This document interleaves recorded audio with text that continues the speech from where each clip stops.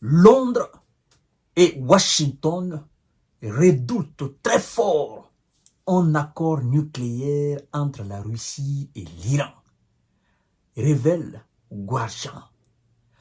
Lors du déplacement du Premier ministre britannique,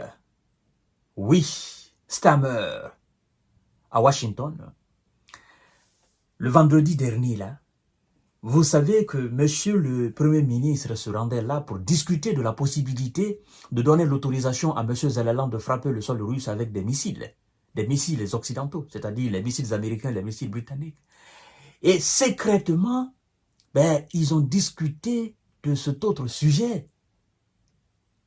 De cet autre sujet qui est un sujet fatidique, un sujet fameux, mesdames et messieurs et mesdemoiselles.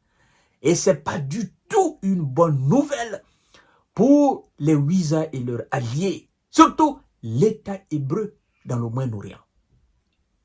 Donc, selon eux, l'Iran livrerait des missiles de longue portée, des missiles balistiques à la Russie. Ils ont d'ailleurs donné un chiffre, 200 et quelques. Et en contrepartie, la Russie livrerait alors des secrets, c'est-à-dire les derniers secrets de la conception d'armes nucléaires, mesdames et messieurs et mesdemoiselles, à l'Iran. Et je dois vous rappeler qu'en 2015, il y a un accord qui a été signé à Vienne entre la Russie, Washington, la Chine, la France, l'Allemagne, le Royaume-Uni, pour effectivement contrecarrer l'Iran pour ne pas qu'elle se dote de l'arme nucléaire. Mais, en fait, cet accord a été enterré. Vous savez pourquoi? Après l'élection de M. Donald Trump, et effectivement, M. Donald Trump est venu à la tête de l'État des États-Unis, M. Donald Trump a retiré unilatéralement les États-Unis de cet accord. Et donc, l'Iran s'est dit, c'est une aubaine pour moi, puisque cet accord n'a pas été respecté. Et je savais que la plupart des accords qui ont été signés entre le bloc russe et les États-Unis, c'est lui qui a été le premier à violer, n'est-ce pas, la plupart de ces accords, ce sont les États-Unis d'Amérique. Mesdames et messieurs et mesdemoiselles, tendez très bien l'oreille, s'il vous plaît. Partagez cette vidéo parce que ça a une importance capitale. Capitale. Si cela est vrai, alors c'est fini. L'Iran devient une puissance nucléaire. Partagez la vidéo, je vous en prie, dans tous les groupes possibles. Ça, alors, c'est une autre chose. Oui, Londres et Washington redoutent un accord nucléaire entre la Russie et l'Iran. Vendredi dernier, lors de leur entrevue, Keir Starmer et M. Biden, n'est-ce pas, auraient discuté de la possibilité d'un partenariat nucléaire Iran avec la Russie. Révèle le Guardian. Téhéran livrerait des missiles à Moscou qui partageraient en échange des secrets nucléaires. Mais, vous et moi, nous nous poserons une question, évidemment. Pourquoi les visas ne veulent pas que les autres se dotent de cette arme nucléaire? Pourquoi ils ne veulent pas que les autres États du monde ne se dotent de l'arme nucléaire? Pendant qu'ils sont en train de dire non, il ne faut pas qu'il y ait de la prolifération des armes nucléaires, eux-mêmes, ils ont des armes nucléaires disposées un peu partout dans les pays européens. C'est contre qui? C'est pas contre les États européens, c'est pas contre l'Afrique, c'est pas contre, effectivement, l'Amérique du Sud. C'est contre qui? C'est contre la Russie. Et donc, quand vous dites prolifération des armes nucléaires, et cette information, nous avons reçue à quel moment?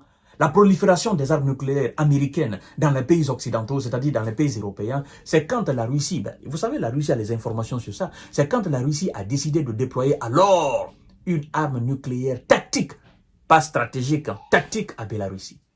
Ils ont commencé à faire un scandale. Et donc les Russes ont dit, écoutez, vous avez des armes nucléaires partout dans les pays européens. Et effectivement, nous avons vu des spécialistes, même européens, sur les différents plateaux de télévision pour dire, écoutez, les Russes n'ont pas été les premiers à déplacer les armes nucléaires dans d'autres pays. Ce sont les Américains, nos alliés, effectivement, qui ont des armes un peu partout. Alors, mesdames et messieurs, pourquoi? C'est que eux ils font, ils ne veulent pas que les autres fassent la même chose. Ça va se savoir. Chacun va se doter de cette arme-là.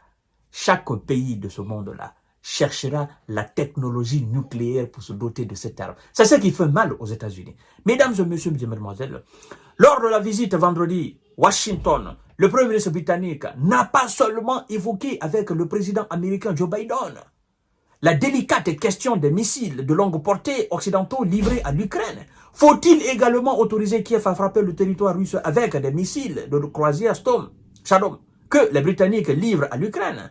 Londres et Washington ont choisi de temporiser tout en rejetant les menaces effectivement de M. Vladimir Poutine. Alors écoutez, mais la presse britannique qui n'a pas été tendre avec leur Premier ministre est revenue bredouille de Washington, évoque désormais un second sujet de discussion abordé par les deux dirigeants, effectivement à Washington.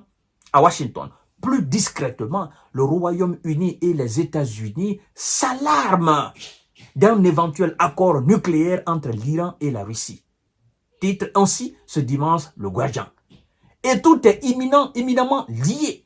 D'un côté, alors qu'ils rechignaient jusque-là à franchir cette ligne rouge russe, Londres et Washington réfléchissent à changer leur doctrine, n'est-ce pas, sur l'emploi des armes occidentales à longue portée en Russie. Depuis qu'ils ont acquis la certitude la semaine dernière que l'Iran livrerait à la Russie plus de 200 missiles balistiques Fatah, 360 que Moscou ne manquerait pas de tirer en Ukraine. Écoutez bien. Alors, de l'autre, l'Américain et Britannique redoutent que Moscou partage des secrets nucléaires avec l'Iran. Ah, mesdames et messieurs et mesdemoiselles, l'affaire devient très intéressante. Partage des secrets nucléaires avec l'Iran en échange de la fourniture des dites missiles, souligne le quotidien d'outre-Manche, évoquant des sources britanniques. À Washington, vendredi, des inquiétudes ont ainsi été exprimées par Biden et le Premier ministre britannique. Mesdames et messieurs et mesdemoiselles. Et on nous dit d'ailleurs que le taux d'enrichissement de l'uranium qui sert effectivement à la fabrication de ce machin que tout le monde a peur, a atteint le summum. Et des chercheurs nous informent que l'Iran même, sans faire référence à un secret nucléaire entre l'Iran et la Russie, des chercheurs nous informent aussi que l'Iran a dorénavant la capacité tout seul de concevoir effectivement l'arme nucléaire. Vous savez, la fois dernière, je vous ai dit, j'ai pas la certitude, j'ai pas la preuve évidente et donc je ne peux pas me permettre, mais je doute très fort que l'Iran n'ait pas cette affaire-là. Non, je doute très fort que l'Iran n'ait pas déjà cette affaire-là. Ils sont dans les doutes, les États-Unis, les Britanniques, ils sont dans les doutes. Mais, moi, si vous me posez la question, je vous dirais que l'Iran a cette histoire-là déjà. Il y en a déjà. Ils ont ça déjà. Parce que c'est quand même bizarre. C'est quand même bizarre que toutes les conditions soient réunies dans ce pays. Tous les éléments soient réunis dans ce pays et que jusqu'à présent, l'Iran n'ait pas cette affaire-là. Mais écoutez, vous savez, une fois, après ce qui s'est passé dans l'État hébreu, je crois bien c'était le 7 octobre, quelque chose dernier comme ça là, il y a, je crois bien, une porte-parole du ministère de la Défense qui est sortie et qui s'est prononcée sur, effectivement, les armes nucléaires de l'État hébreu. Et je crois d'ailleurs qu'elle a été balayée parce que les armes nucléaires que l'État hébreu détient, en fait, c'est en secret. Ils ne veulent pas que le monde sache. Et automatiquement, la Russie est sortie. La porte-parole de la diplomatie russe, Maria Zarakova, est sortie. Elle a dit, ah, donc nous avons maintenant la preuve que l'État hébreu a les armes nucléaires. Et donc, cette porte-parole même du ministère de la Défense, n'est-ce pas, de l'État hébreu, a été dénie de ses fonctions. Parce qu'on ne veut pas que le monde sache qu'eux, ils ont. Mais nous savons qu'eux, ils ont. Et alors, pensez-vous que l'Iran aussi ne sait pas que l'État hébreu a ça? Alors, pensez-vous que l'Iran va s'asseoir, n'est-ce pas, comme ça? L'Iran va s'asseoir comme ça, aux côtés de l'État hébreu, sachant très bien que l'État hébreu a ça? Mesdames et messieurs et mesdemoiselles, on ne veut pas l'affirmer officiellement, mais force est de constater ou de croire que voilà, ces gens-là, ils ont déjà ça. Mais les Américains, ils veulent toujours juste un prétexte. Oh non, c'est la Russie qui a passé le secret. Mais vous avez sanctionné la Russie, vous avez sanctionné la Corée du Nord, vous avez sanctionné la Chine, vous avez sanctionné la plupart des alliés de la Russie, vous avez sanctionné tout le monde.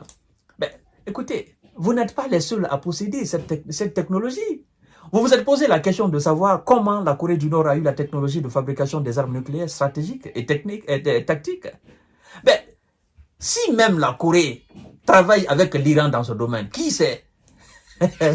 Mesdames et messieurs, l'heure est grave. C'est très chaud. Ils sont très inquiets. Alors, je vous donne rendez-vous tout à l'heure pour notre série d'informations de décortiquage.